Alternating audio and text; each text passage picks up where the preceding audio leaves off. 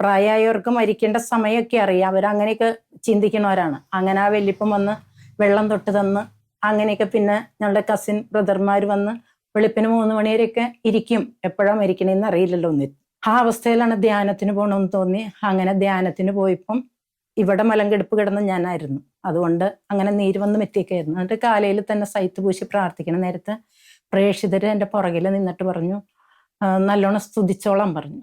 ഞാൻ എനിക്കറിയാവുന്ന പോലെയൊക്കെ സ്തുതിച്ചു. അത് കഴിഞ്ഞാൽ ശുശ്രൂഷ കഴിഞ്ഞതിന് ശേഷം അച്ഛൻ ആൾത്താരെ കയറി. അച്ഛന് 3 പ്രാവശ്യം ദർശനം കിട്ടി. ഒരു പ്രാവശ്യം അച്ഛൻ പറഞ്ഞു, ബോൺ TB ബാധിച്ചേക്കണം മകളെ, കർത്താവ് സുഖപ്പെടുത്തിക്കൊണ്ടിരിക്കുന്നു.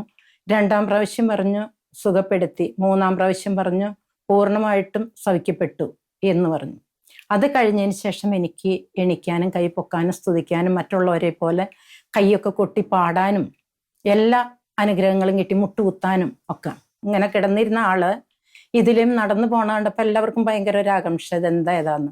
അത് കഴിഞ്ഞ് ഞാൻ പിറ്റേ ദിവസം തുടങ്ങി പള്ളിയിൽ പോകാൻ തുടങ്ങി. അന്ന് മുതൽ ഇന്ന് വരെ 2004 സംഭവം നടക്കുന്നത്. എനിക്ക് 39 വയസ്സ് തീരാൻ പോണ സമയം. ഇന്ന് വരെ ഞാൻ കുർബാന മുടക്കിയിട്ടില്ല. പരിശുദ്ധ അമ്മയുടെ ജപമാല